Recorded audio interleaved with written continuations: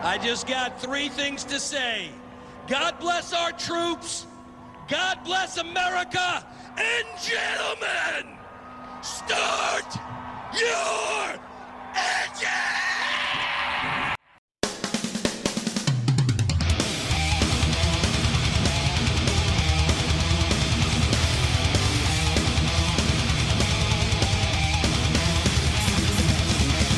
Welcome to the Stire Sound podcast with your hosts, Trey, Stire, and Jack Noel. Welcome to episode 5 of the Stire Sound. Spotify, Apple Podcasts, iHeart Radio, now on YouTube as well. You know where to find us. I am your host, Trey Stire. Thank you for joining us once again. The 8th National of the AMA Pro Motocross season is in the books. Washougal, and for once, Jett Lawrence did not get the victory. Hayden Deegan also did not get the victory. We had two semi-new winners. Joe Shimoda took his second win of the year in the 250 class. And in the 450 class, Chase Sexton got the job done. The defending champ gets his first win of the year after missing a few rounds due to injury. We finally had a little bit of parity up top of both classes. Joining me today, of course, my co-host, Jack Noel. He was not at the track this weekend with the Dirt Bike Depot team taking Washougal off. Such a long drive from Florida to Washington. But Jack, you were just like me, sitting in the chair, sitting on the couch, watching the races this weekend. Chase got the job done. He became the guy to dethrone Jett from the top of the rankings this year, at least for a national. What a performance by Sexton and the entire Red Bull KTM team. Yeah, it was finally something to be, from like a viewer standpoint. Like I never really get to watch 450 motos live, and I finally was able to, and it was fun to watch. Like Jett not getting the whole shot and running away with it, or only being one guy in front of him. Like Jett kind of had to come through a little bit, made the move on Tomac, was pressuring Sexton, and I don't know if it's something about it, I think, with Jett and Chase. And I think it's like a two-way street. And I notice it a lot. Like when Chase notices that Jett's behind him, at least in the past, this weekend he proved us all wrong. Like he kind of start getting a little jumpy and start getting like, oh no, like I need to make this happen right away. Or something along those lines. I noticed it with Jett a little bit more when Chase was behind him. Or when he was behind Chase, sorry. He just wanted to make the pass right away and get it over with. And I think it kind of caused a mistake. And I can kind of see the same with Chase, although Chase has been, ridden behind Jett more than Jett's ridden behind him necessarily in outdoors. But, I think it was really good for Chase to, only being back at the races. Now this is his third race since being back from injury. So for him to get a win over Jett and beat him straight up, I think people might not say that, but I do think Chase cracked him. I think Chase was the better rider, in Moto 1, for sure. And so it was cool to see. I'm glad my boy Chase is on top step. It's good to see. It was a great performance and fun to watch. 3 weeks in a row now, Jett Lawrence has had a tip over. Of course, Red Butta didn't really cost him. Millville, he pulls a whole shot first moto, gets out front, and then tucks it right after the sand rollers. So this is kind of 3 tip overs in 3 weeks for Jett Lawrence, which is uncharacteristic, as smooth as he usually is. But that has to be a huge confidence builder for Sexton. He was the guy right there behind in so much of the 22-0 perfect season a couple years ago. Just watching Jett win, and he gave him fits, he gave him pressure at several different points. But Jett ended up getting the upper hand, and for Sexton to finally get that straight-up win, it's got to feel good for him. And then the 250 class, we've mentioned several times since we started this podcast, Joe Shimoda is probably the only guy speed-wise that could challenge Hayden Deegan. Hayden got out front first moto. He did what he does, got the lead early after a little bit of a weird collision with Ryder D. And then Deegan cruised out front, but Joe wasn't very far behind, and it was kind of a mirror of Southwick in this example, where once Joe got to second, the gap did not grow any. Joe held station, and then second moto, Shimoda gets out front. Deegan doesn't have as good of a start, and Shimoda just pulls away like a 20-second lead almost at the end of the day. And Joe gets his second overall of the season, his first at Washougal. He helps James Stewart keep his record of 3 consecutive lights class wins at Washougal. Joe is ripping. That can't be questioned. And after Millville, where you thought it could possibly be 3 overall wins in a row if he would have won that round, Joe is looking fantastic. He hasn't gained a bunch of ground in the standings, but he has given Deegan everything he can handle these last couple weeks. Yeah, the 250 class is, I mean, I honestly think it's in both classes, both titles are probably wrapped up. Like, nobody's going to bet against Deegan winning the title or Jett. But, these race wins, like, it's cool to see a guy like Joe be able to take it away from Deegan and Chase take it away from Jett, because it's been such a reoccurring thing to see those guys on the top step of the podium. So in the 250 class, like I said a couple weeks ago, I think there's some cracks in that armor. I think Joe's getting better. I think other guys are getting better. I think, even at Millville, like if Joe doesn't break his Rear brake. rear brake, I think Joe wins that moto. Like I don't think, and I think Joe then gets the overall. I think that's something like that is very. These last 3 weeks has been different. I think Deegan's struggling a little bit. I think not that he's struggling, but I think these guys are getting better. I think they're getting more comfortable racing him, and I think that the dominance that he thought he had is kind of slipping, and the confidence might be draining a little bit. So I'm interested to see how these last 3 go. I hope Joe continues his form, and I think too with Joe not being 100% through Supercross. If Joe was 100% Supercross, same thing, like he'd be able to compete with Deegan. So, but it's cool to see. I'm glad it's getting mixed up. I'm glad the racing's getting better. I think from a viewership standpoint, especially with the race being like NBC and stuff like that, like the sport's trying to grow, and good racing always helps and makes it more entertaining from a viewership perspective for sure. Joe Shimoda there this weekend, you talk about a fantastic performance and just shadowing Deegan first moto right there, and then gets the start again. When he's got to start out front, he's essentially pulled away from everybody. And it's a little reminiscent of last year at this time, because Deegan kind of did the same thing earlier in the season. He went out and won the first 2, 3, 4 races, whatever it was, and got a big points lead. But last year it was more of Levi Kitchen being the guy going up and winning overalls and really challenging him. But that early points lead that Deegan built helped him win the title, and it's sort of playing out that way this summer as well, but with Shimoda in that role where Joe has taken the victories at Redbud and taken the victory at Washougal and is going up there and challenging Deegan for the overall wins, challenging him speed-wise. But the early points gap that Deegan built, I think High Point was really pivotal in that. When Joe had mid-pack starts and went down a few times, he was on the gas, he was charging. He got back to 6th each moto, I believe. But Deegan was out front and went 1-1 in very dominant fashion, and that was a huge swing on the points that could be helping Deegan keep his gap at the top. A lot of guys kind of stuck out to me in the 250 class this weekend. Garrett Marchbanks finally getting an overall podium. He's been so That's rock your guy, solid dude. this That's year. your guy. He has been, I've said Redbud, I said that he would get on the podium there, and I was a couple weeks too early. But once again, dude, if that guy would get anything better than like a 450th place start, he might be able to be on the podium every weekend.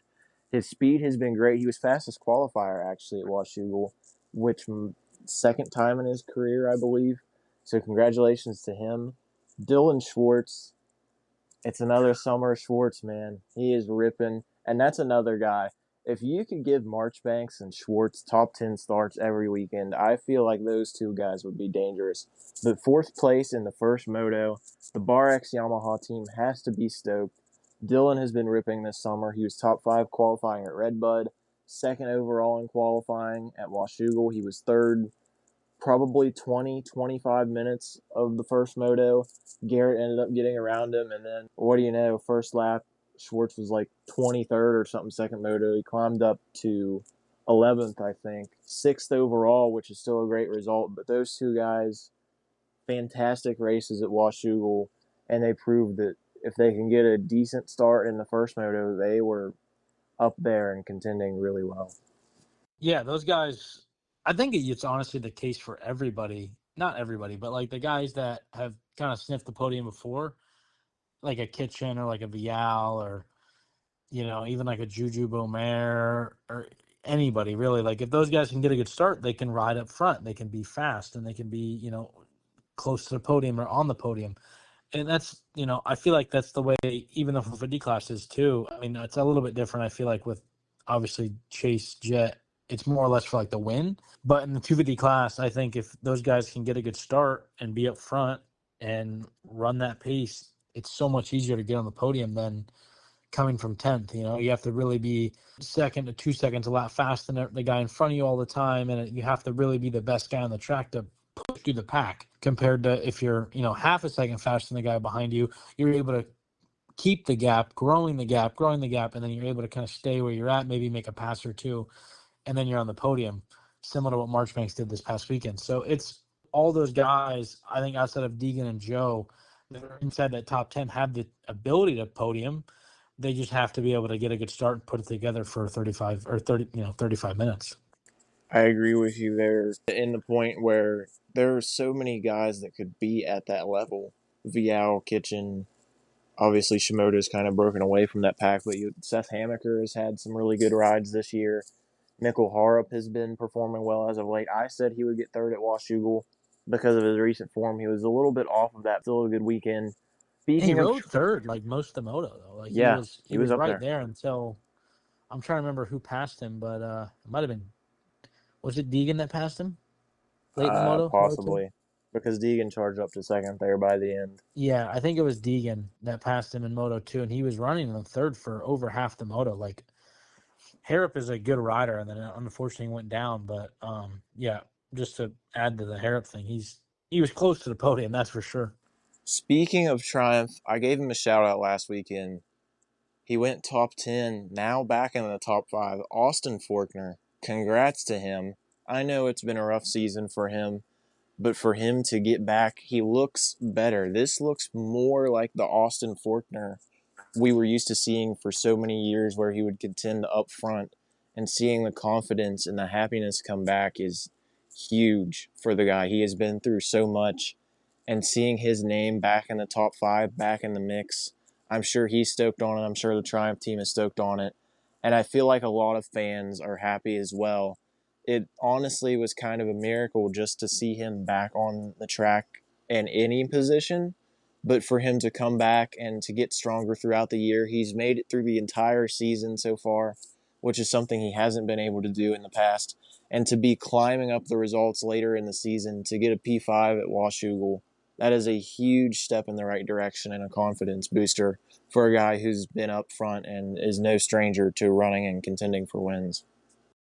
Yeah, I think throughout the year he's gotten better. I mean, even in Supercross, we saw in like Jersey, he was able to throw down some fast laps and be inside the top 5 in qualifying. And I think there's been flashes of the old Forkner a little bit all year. And then this weekend, he finally was able to kind of put it together to what seemed to be like the form that we know he's capable of.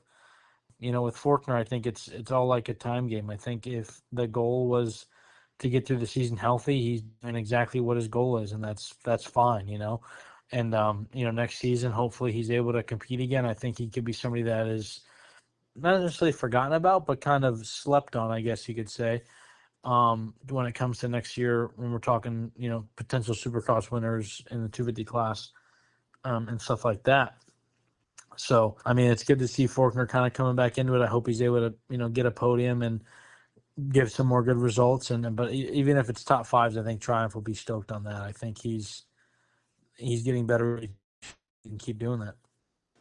That's essentially where I would have had Joe Shimoda going into the season, because 2024 was a little bit of a disappointment. And for a couple years between his good runs outdoors, the first year of SMX, he was right there contending for race wins, and the first year of the playoffs contending for the championship there.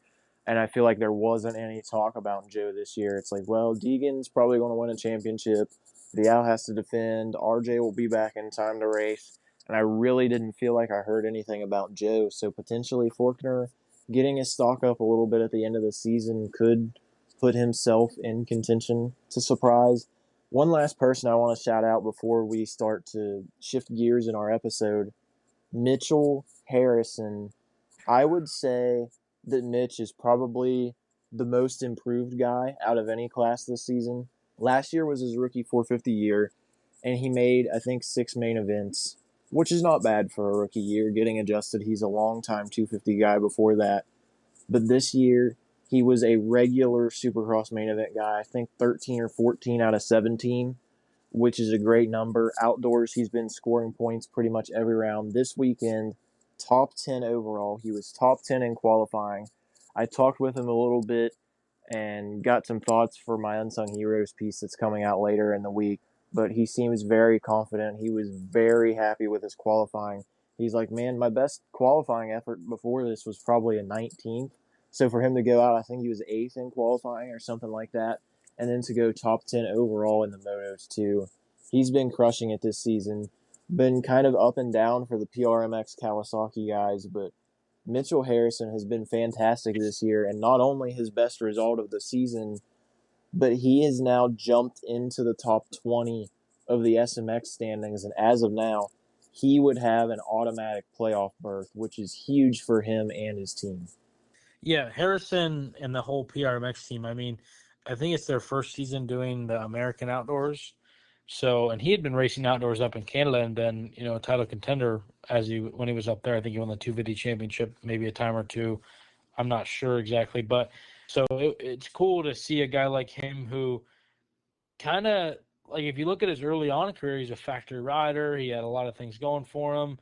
He's a fast dude. He was competing for podiums like on a 250, and he kind of had like that little lull in the middle of his career, at least recently, between 2021, 2022 to 2023, 2024, and where he's kind of forgotten about a little bit, and now obviously last year he stepped into the 450 class and was able to put in some good results and make the main events, and now in outdoors he's really kind of showing his true colors, it seems like, again. So yeah, it's really good to see. I mean, I don't know if he'll get a chance with like a factory team or anything like that, but yeah, no, it's cool to see. Really good for those PRMX guys. I think that's probably keeping them going during this outdoor season. It's definitely been tough for them between some of their other riders. So yeah, I mean, I'm interested to see how he finishes out the rest of the year, if he can carry the momentum after the 10th. But yeah, dude, shout out to Mitchell Harrison, dude. He's a dog on an outdoor track, that's for sure.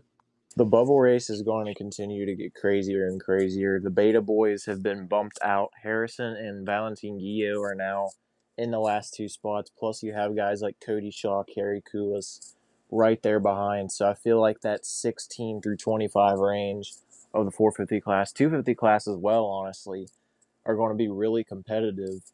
We're now going to transition into the news portion of our episode, and we're going to stick with Washougal at first. This weekend, we got to see something new in a 450 National, which you never really see. A staggered restart for the first time outdoors. We've seen this process for years in Supercross, where you have the guys line up a little diagonally across the start straight after the red flag situation.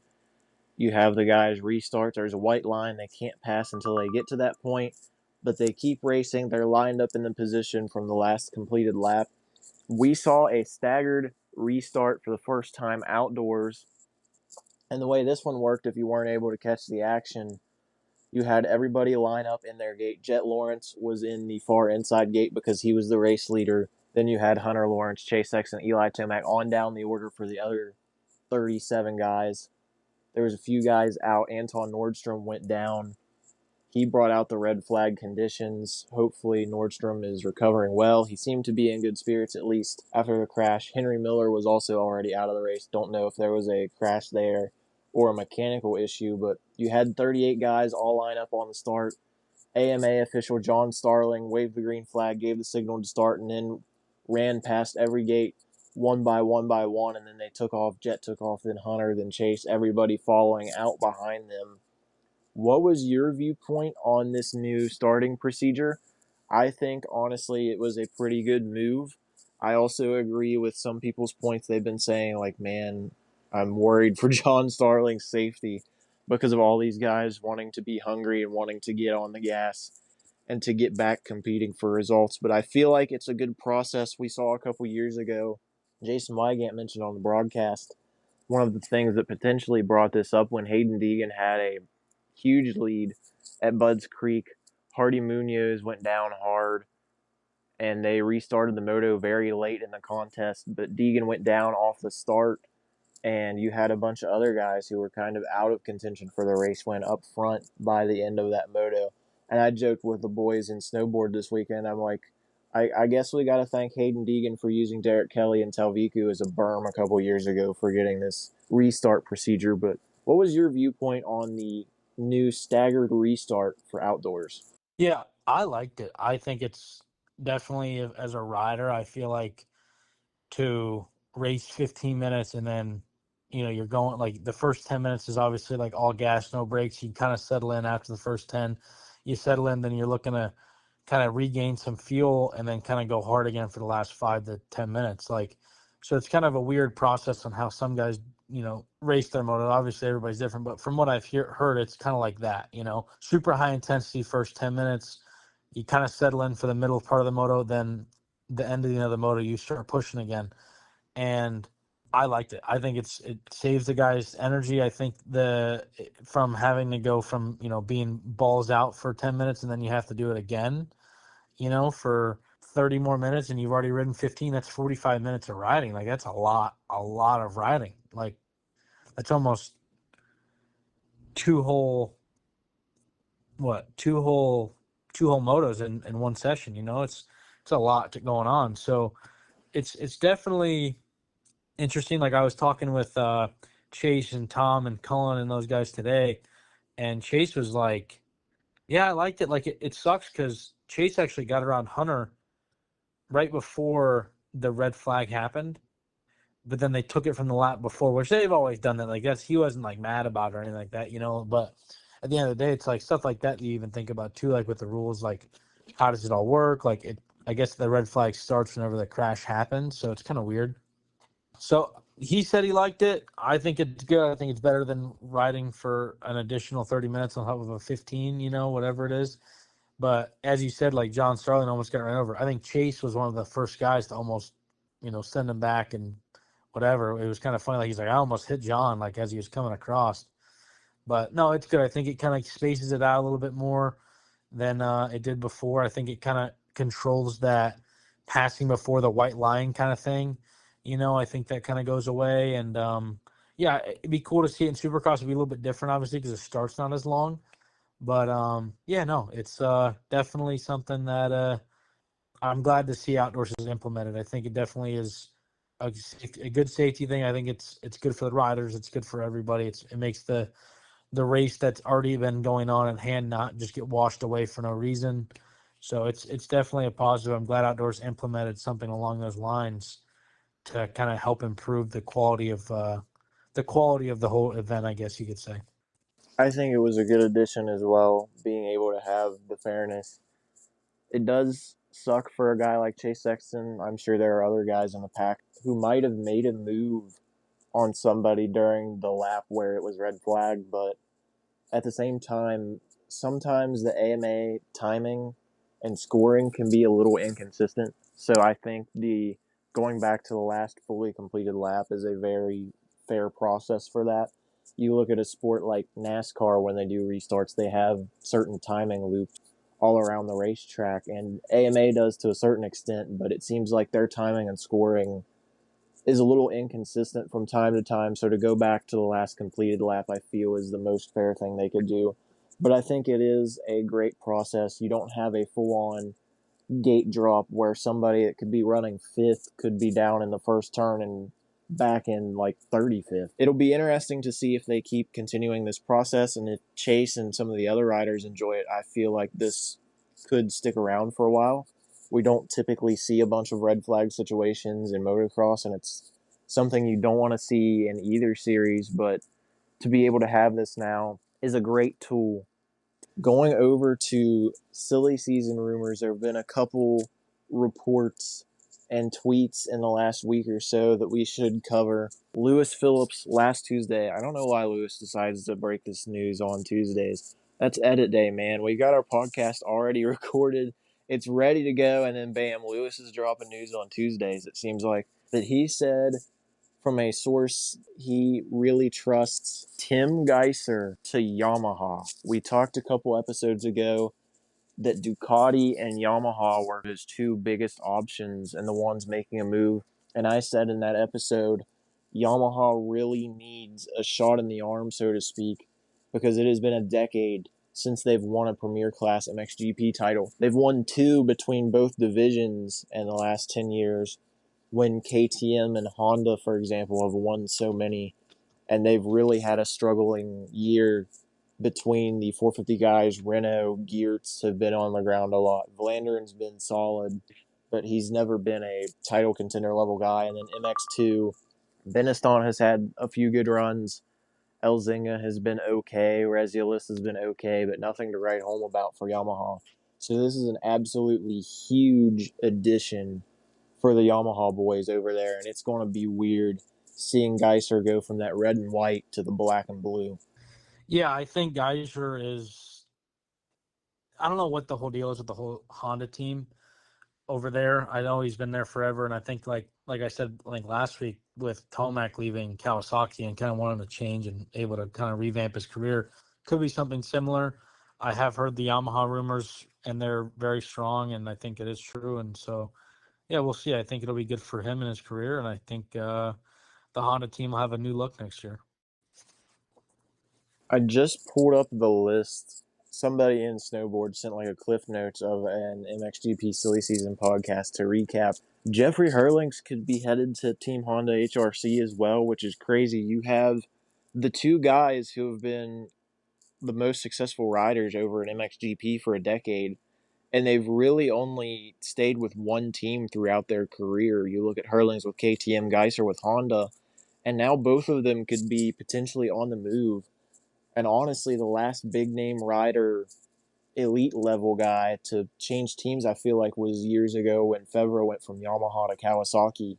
So to see so much talent and 2 guys who have been so loyal to their brands switching organizations potentially is going to be very interesting to see.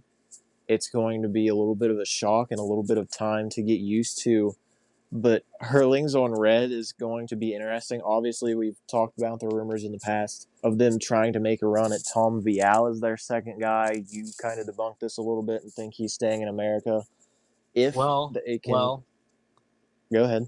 I don't know, man. I from what I've been hearing and what I've been, seeing, I guess it's looking more and more true to me that he could be going back to Europe. I think him doing the World Supercross stuff, it's interesting. I don't know exactly what the play is on that, whether KTM's letting him do it or the Honda's letting him do it. I don't exactly know, but I could see him going. I think it's a little bit less, definitely a little bit more true than I first thought. I'll just say that much. I think there's definitely a good possibility he's back in Europe next year. I think, and I think that will be more reported on soon, if I had to guess. If Vial goes over there, that's definitely bad news for Ruben Fernandez. He's losing that seat. But even if Vial doesn't go over there, I still don't know if Fernandez will be able to come back to that team. As the guy who did the cliff notes, so to speak, in Snowboard put it, Fernandez is cooked. So who knows what happens there. But a few other notes. It says that Gajser did not like the Ducati when he rode it, which is very interesting. But Gajser, a guy who's only stayed on one brand throughout his career, he doesn't have as much experience kind of going around and seeing the other bikes, so to speak. It seems like Fevra and Jonas will be the team at Kawasaki once again. Glenn Koldenhoff is getting close to retirement, and he's floated around the idea of, I want to try pro motocross.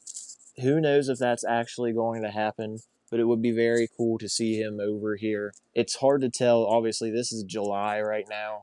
We have a long way to go before silly season really ramps up in September, October, and of course things are moving into place. But heading back over to America now, Ducati Steve Mathis was tweeting about their lineup. Of course, many people believe that Justin Barcia is going over there. Many people have said that throughout the year. It has been a rumor for a long time, and understandably so, because you have Barcia, who has been a loyal Troy Lee Designs guy, rode for that team when they were on Gas for several years. He got Gas their first ever Supercross win and their first ever start, which was huge. Several other wins, a lot of great results for them. So I don't think it's any surprise at all to hear the number 51 tied to Ducati. But Steve Mathis on Twitter, Ducati should be 51 and 14 next year. Red Bull helmets, TLD gear / helmets, good for Dylan. That was Steve's full tweet. Dylan Ferrandis, I'm stoked for him. He's had a strange career, sort of, in the 450 class since he came over from the GPs. Had a great 250 career. Goes out, wins his first outdoor season, and just flat out dominates guys like Sexton and Tomac and Roxon. I mean, he, I think, was on the podium every round of his outdoor title. Since then, he's had some injuries. He's had some bad luck. Of course, he was back for that 2023 Jett Lawrence perfect season, so it was probably another guy frustrated to watch. He's been at Phoenix Racing Honda after parting ways with the Star Yamaha team the last couple years. My thoughts on the Ducati lineup, a lot of talent, veteran guys, and I feel like Ducati should have some expertise on changing clutches next year, and I feel like they're going to have a lot of input on the bikes because we've heard in the past that Ferrandis is a little picky, let's say, about his choice of motorcycle and what he likes particularly, but a lot of veteran experience and a lot of talent on the Ducati team. This rumored lineup, obviously not confirmed, but Steve Mathis has broke a ton of news over the last several years that has turned out to be true, and we've heard the Barcia to Ducati rumors all year. So, Jack, what are your thoughts on this potential lineup for Ducati and for Dylan Ferrandis to return back to a factory motorcycle? I have heard the Ferrandis thing pretty well, and I think for him it's a lot of mental stuff with him. Sometimes I think like he's kind of mentally struggled on the Phoenix bike and just some things like that. And I don't know exactly. I'm not very close with Dylan at all, but I just know like mentally I've heard he's kind of struggled a little bit, and I think the fact backing and the things that whenever you go to like a satellite team or whatever, kind of changes a little bit. So for him to be back on a factory bike, hopefully it brings out some more good stuff in his career. Hopefully in outdoors next year, he's back to that level where he's, really, championship level, is competing for wins. Because I think that Ducati bike on outdoors is really good. Obviously Supercross is going to be a different story, but with the whole Phoenix team being like a very factory connection-esque back team, it kind of makes sense, for him to go. He's on factory connection stuff now. He's been working with Ziggy and those guys already. Those guys are now working with Ducati.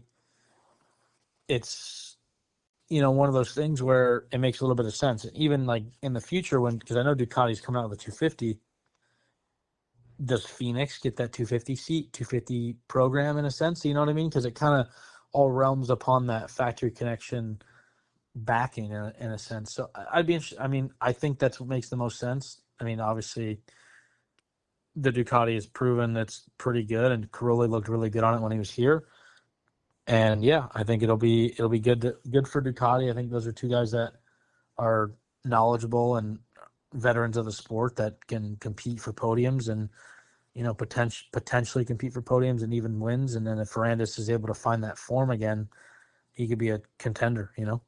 Kind of read my mind a little bit there, because I was thinking the same thing with Ferrandis being at Phoenix the last couple of years. The factory connection, you could say, with working with Ziggy and all of those guys, and now them working very closely to help the Ducati program get up and running. That could have been a huge factor in him going over there. But either way, if that does turn out to be the lineup, congratulations to both Ducati and the riders and team members involved. It looks like it could be a strong lineup. I'm excited to see what Ducati does next year. All they do usually in the series they race, road, street bike, they're usually dominant. They usually win. So it would be cool to see how they adapt to Supercross and motocross here in the U.S. They've had a decent season over in MXGP. Jeremy Seawer has some podiums for them. Some ups and downs, but that's to be expected in a team's first year. We are done with the news, and we are going to be transitioning into the interview portion of our show. Stick around, folks. I think your guys are going to enjoy our guest this week. So hang tight as we bring on our guest. Thanks for listening to episode 5, everyone. We are back on episode 5 of the Stire Sound. Thank you for tuning in to this week's edition. We appreciate all of your support and all of the streams.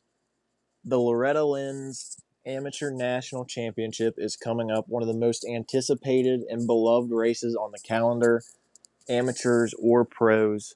It is an event that has produced many up-and-coming talents and really brought them to the forefront of the sport. It is a huge event, a huge deal. Stars can be born, dreams can be realized, and dreams can be broken. It is definitely one of the biggest events of the year. There will be hundreds, if not thousands, of racers from 65s to 85s, 125s. The spectacular open pro sport class that is kind of the crown jewel of the event, all the way up to the 40-plus, 50-plus veteran guys. So many people going to that property over the next week or so to realize a dream and to compete for championship glory. Joining us on the line today is one of the fastest rising stars in the sport of motocross right now. You may know his name from competing in the SMX Next category over the last couple years in both Supercross and motocross. He is a member of the Rockstar Energy Husqvarna Factory Racing Squad. He got the first moto win at the Redbud Combine a couple weeks ago. He got an overall podium at Hangtown. He's been running really well and kind of breaking out over the last few rounds. Please welcome to our program on episode 5 from Peachtree City, Georgia, the number 23 16-year-old phenom Landon Gibson is on the Stire Sound. What's up, Landon? Thank you for joining us. And man, Loretta's is such an incredible atmosphere. For those of us who have never been to the facility or it's been a while since we've been there, what is the atmosphere like when you roll up to that property and just feeling and seeing that air, seeing so many campers around and so many people on the start gate? It has to get you revved up and excited for a week of racing. Yeah, what's up, boys? Thank you for having me. And dude, it's just a different feeling. It's honestly hard to explain going into there, just the feelings that, even just like making it there, it's a big accomplishment for a lot of people. And yeah, dude, it's crazy, honestly. So Landon, give us kind of like a rundown on your jump to like the open pro class. You've been riding as an A rider all year, like going into like the qualifiers for it, the whole SMX series, like kind of adding more races. I've talked to you before. You think gate drops are the best thing for it, like, getting better as a rider. Kind of give us the whole process on how it's been for you so far. Yeah, I mean, it's been good, dude. I made that jump from the B class to the A class, and honestly, I just went through a spout where I was like struggling just to put myself up front in the races and just struggling kind of to believe in myself and whatnot. But lately I've been believing in myself more, putting myself up front at the races and kind of just showing what I can do, what I've known I can do. Basically just, just like I said, just kind of seeing it through from eye to eye and believing, The races have been good. My plan is still just to do the futures combines, the Lorettas, and then I'd like to do 2 outdoors this year, be Unadilla and Budge Creek, and I'm really looking forward to that. That will be my first 2 pro races that I've done. So yeah, like I said, I'm looking forward to going to race those. Before we move into the next question, it's obviously like we've seen this before. Guys race the last, after Loretta's, they race 2 pro races. Mm-hmm. Is the plan to go race pro full time next year? Like, is it one of those things that's been talked about, or are we going to stick with the SMX? Well, it's definitely been talked about. There's certain things in my contract that I have to meet expectation-wise to be able to go pro next year. Obviously, ideally, I would like to go pro next year, as long as I'm ready and stuff, But yeah, like I said, there's just expectations that have to be met. And if those are met, I will go pro next year. If they aren't met, I will stay amateur and doing the combines and other stuff. You talked about growing your confidence from the SMX Next races. When you debuted in that category last year, 15 years old, obviously it's like 15 to 18 years old, most of the guys in that class. but such a young face coming in with a Husqvarna factory deal. I feel like you might have had a target on your back, so to speak, at first, but you really started to come into your own lately. Hangtown, you were up on the podium. Redbud, you were dominating, man. First moto, you got the victory. Second moto, we talked about it a couple weeks ago where you were out front by probably 20 seconds or so, Jack said.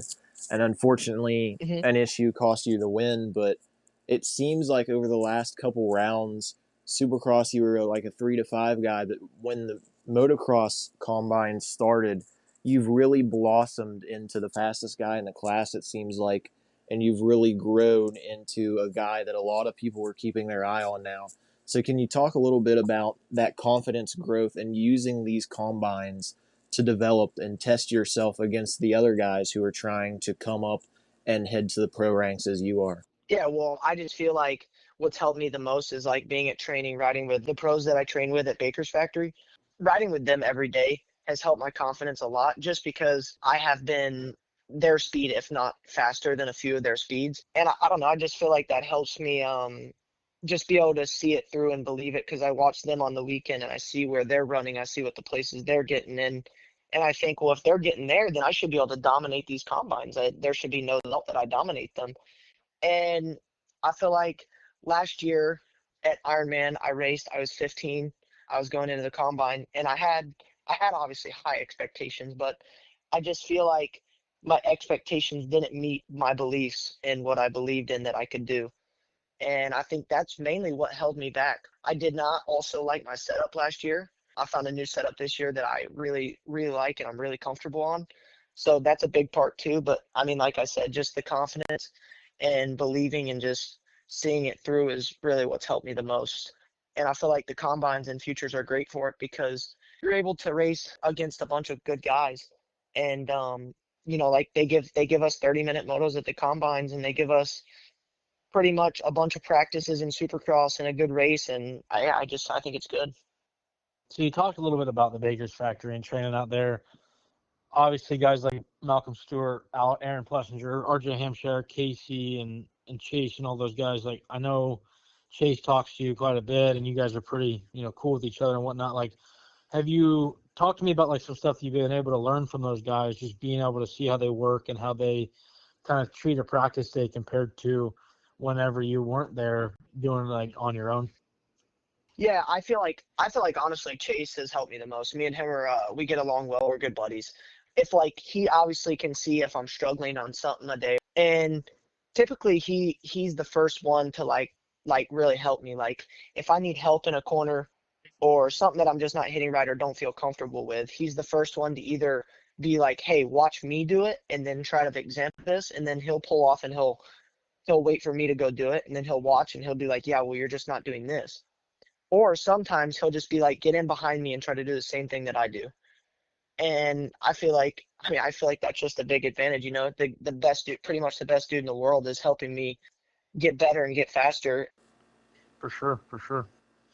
Racing these SMX Next event, you get to pit with RJ and Malcolm, and you also get to be under the tutelage and the experience of Nathan Ramsey, a guy who's won a ton of Su-50 Supercross races in the past, a guy who's also served in the team manager role in a couple of different hats. I feel like Nate Dogg could be a great source of knowledge for the up-and-coming riders of the sport. And do you have any stories that he's really shared with you and any advice that has helped you grow over the years? I mean, yeah, he's shared a lot of things with me, and it's hard to recall on all of them, but I feel like a main thing that he shared with me was he used to not be the best qualifier. And I mean, I don't know if you guys have watched Red Bud or maybe even Hangtown, but my qualifying has not been good. There was just a few things that he helped me out with just to try to get me to be better at qualifying and have that speed early on and just right away and be able to lay it down where I can get a good gate pick. Because Red Bud was definitely not that. It's always a good vibe with Nate around. He's a really great guy, and he believes in me, and he really helps me a lot with just overall everything. Obviously, the team environment is cool, and having Nate there and the whole semi, and I don't is that how it works for you? The semi's there for you, right? It Or you is. kind of but yeah, having the whole team there and stuff like that, and obviously the expectations are high. So just kind of give me like a little bit of like a rundown on like what your expectation is kind of going into Loretta's and what does it take to win over there and even at the next combine? Yeah, I mean, the expectation is always to win. I'd like to go there and be as consistently good as possible. As long as I ride exactly how I have been riding, I can promise you that it will be up front. And I feel like everyone behind me has the same high expectations as I do, because they watch me at training and they see the speed that I'm going, they see the way I'm riding, and they think, okay, if you do bring that to the race, you will have no problem winning. And Nate knows that, Murph knows that, my trainer knows that, pretty much everyone behind me knows that. There you have it, ladies and gentlemen. Keep an eye on the Open Pro Sport class. Landon Gibson, Rockstar Husqvarna. He is rising through the ranks, and he is coming for that number one spot. He believes that he can be on top at Loretta's and really cement his name as a future star to watch. Landon, congrats on the recent success in the SMX Next Combines, and best of luck at Loretta's. We'll definitely be keeping an eye out for you, and we'll be watching, and I'm sure the listeners will be paying attention to the results sheet as well to see if you get on top. Thank you. Thank you. I really appreciate you guys having me on. We're back, folks. Thank you to Landon Gibson from the Rockstar Energy Husqvarna Factory Racing Squad, a rising star in the sport, 16 years old, and he is quickly establishing himself as a potential future star. He's competing with other top names in the amateur ranks, training with guys like Chase Sexton, like Malcolm Stewart. The Open Pro Sport class, a lot of heavy hitters, big names in there. Landon Gordon, of course, probably Gibson's biggest challenger. Could be a battle of the Landons. Gordon has won multiple main events in the Supercross portion of SMX Next. You look at a guy like Enzo Timmerman, who's already ran a few races as a pro. He won a main event in the Supercross portion of SMX Next. Plus, you have other guys like Clark Robbins, Luke Fauser is in there, Liam Alehoff is in there, Landon Hartz, Cade Johnson, who won a main event. Plus, you have, it's the Open Pro Sport class, so you have some pros, some guys who have been at the top level and know what it takes to win. Heath Harrison is a regular in the class now. He will be there. I think the big name that really sticks out to me, Andrew Short, is in that Open Pro Sport class. You talk about a guy who has won 450 main events, who's won a bunch of 250 races, a guy who was a podium top 5, top 10 guy his entire career, rode for Factory Honda, Factory KTM. It'll be interesting to watch. I know Shorty hasn't been a pro for almost a decade now. He's been retired, but man, it's still Andrew Short. He still has a ton of talent on the motorcycle and has accomplished a lot throughout his career. Plus, you have a guy like Chris Canning. He is usually a fast guy up there and has scored points at a lot of nationals. Scott Champion, another guy who has raced in a bunch of main events and scored points outdoors as well. A lot of talent in that Loretta's pool, the Open Pro Sport class, looking through all of the names here. So I'm going to toss it over to you. No AMA Pro Motocross action this next week or so. They have a couple weeks off. So let's do an Open Pro Sport Loretta's podium prediction. I'm going to send it over to you first, Jack. Who do you got for the win, and who else is going to be right up there up front?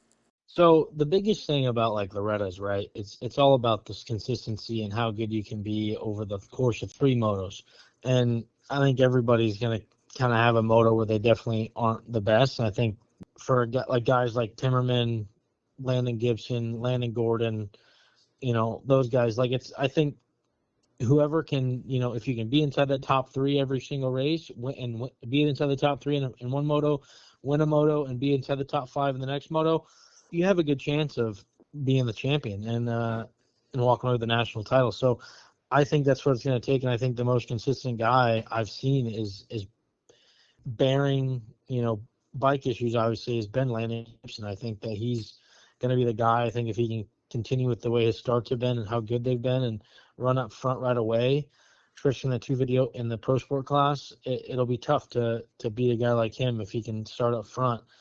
And especially in the 250 class. And then whenever you move over to the pro sport class, obviously you go into some extra veteran names, but I think it'll be much of the same in the 250 as the 250 class. I think those guys will still be, up top. I think that a guy like Heath or a guy like Andrew Short might be able to compete for a couple laps, but I don't think they'll be, or maybe even a moto, but I don't think they'll be as consistent or up at the top like those other guys will.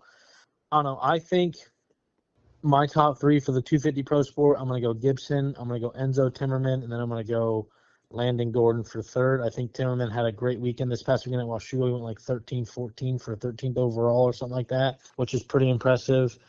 And he came from the back too, so that's what to me stands out the most. And then in the Pro Sport class, I think I'm going to kind of stick it to the same. I think it could be another guy like Landon Gibson up front. Like I think he was saying, I ride really well at the practice track. If I can just carry that over to the race, and his last race was Red Bud, and he absolutely dominated. And I think it'll be a similar story. I think we'll have Gibson. I think that Timmerman might fall off the pace a little bit, maybe outside the top three, but I think Gordon will be in second. I could even see a guy like Luke Fowler sitting in the third spot. I agree with a lot of your points right there. Very impressive ride from Timmerman this weekend. For the Open Pro Sport class, since we have those big names up there from past racers, I'm going to go Gibson P1, Gordon P2. I feel like they've been, between Gibson Outdoors and Gordon overall throughout the year, have been the top guys either recently or over the course of the entire year in the SMX Next stuff. So I feel like it would be kind of crazy to bet against them. And honestly, I think Shorty gets a podium. I think Shorty's going to go P3. He worked Mike Brown last year, and we know Mike Brown usually destroys everybody in like the 40-plus, 50-plus classes. And like I said, I mean, I don't want to bet against Andrew Short. That's a guy who has a ton of experience. But you look at when it's just mainly the amateur guys together, I say it's probably going to be Gibson, Gordon, Timmerman in some order. I think Landon Gibson could get the victory, but you also mentioned Luke Fowler, I feel like, is a guy who's being a little bit slept on.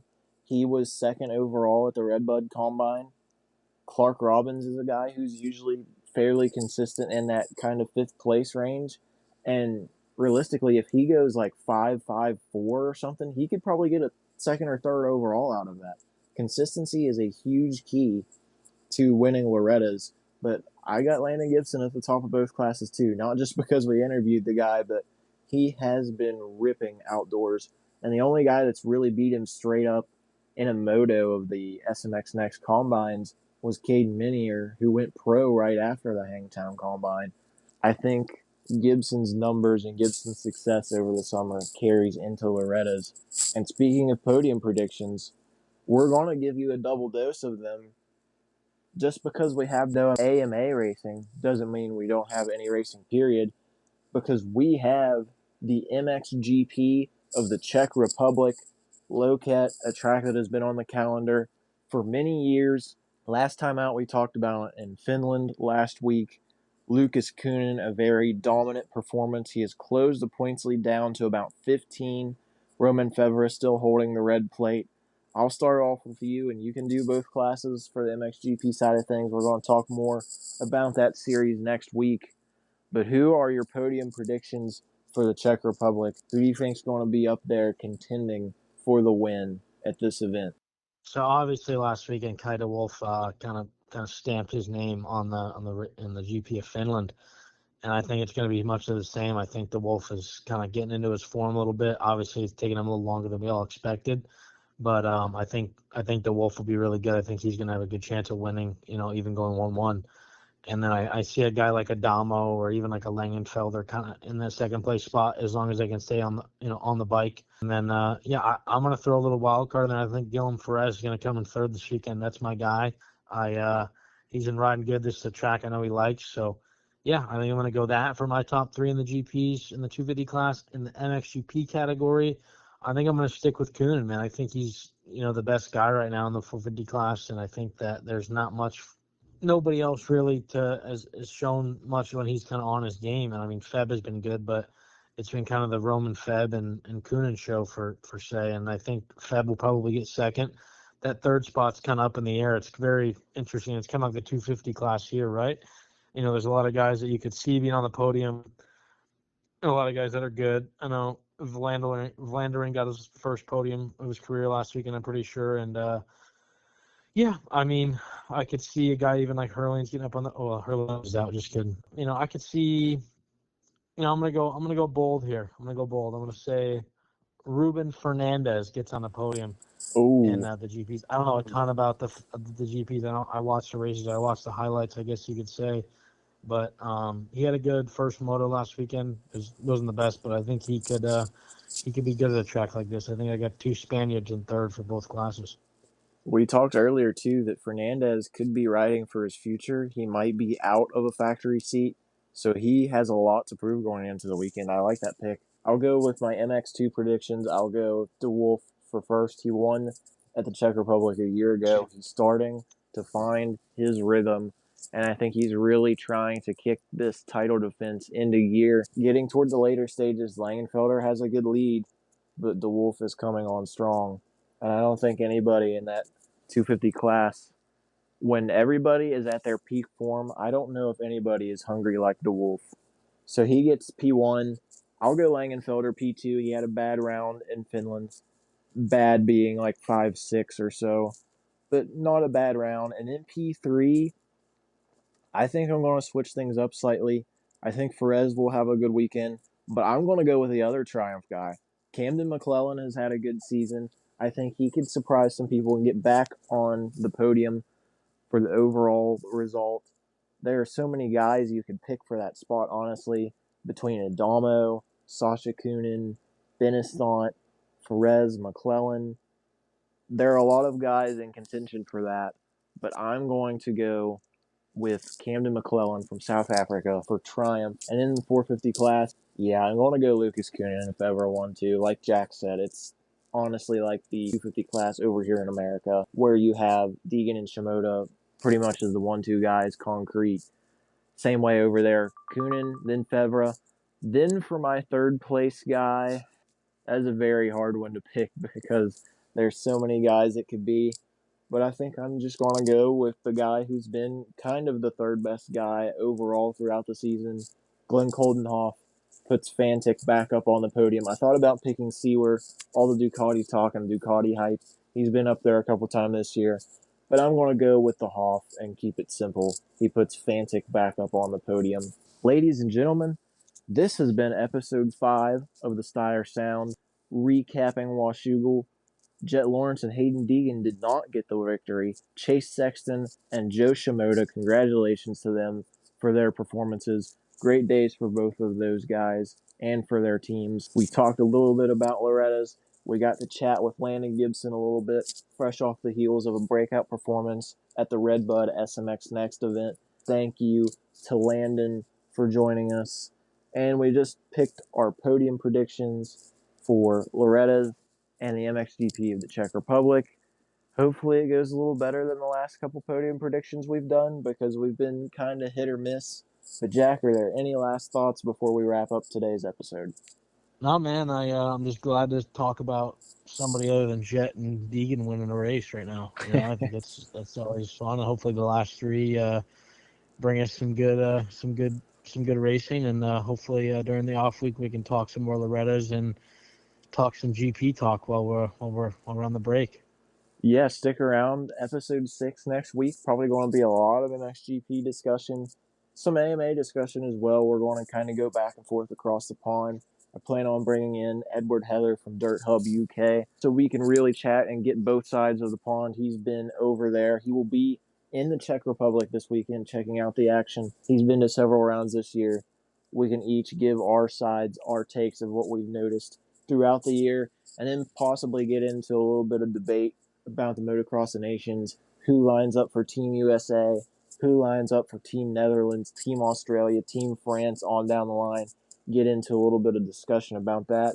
But this has been episode 5. Thank you so much for listening. Continue to share the word about the Stire Sound. We are on Instagram at the Stire Sound Official. You can find us on Spotify, on Apple Podcasts, on iHeartRadio, on YouTube now.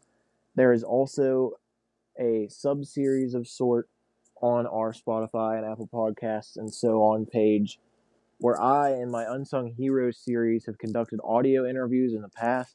Most of the interviews that got uploaded today, we're recording this on Monday, were from the past, but they are now live on Spotify. I conducted them before I had the podcast up and running, and now that I have the platform up, it's a little bit more content. If people want to check out interviews, people want to share it around, learn some more about some of the top privateers in the sport and guys who are really out there grinding every week. I have, I believe, one coming up soon in the next day or two that could be out. So check those out if you'd like. But thank you all for listening once again. For Jack Noel, I am Trey Stire, and episode 5 of the Stire Sound is fading out. Say, after Vito distorting the belt to proclaim me the real world champion, I'm going to tell you all with a tear in my eye. This is the greatest moment in my life. When you walk around this world and you tell everybody you're number one, the only way you get to stay number one is to be number one. And this is the only title in the wrestling world that makes you number one. You rule the world. Think about it like that, Mr. Perfect. Guys, the brave,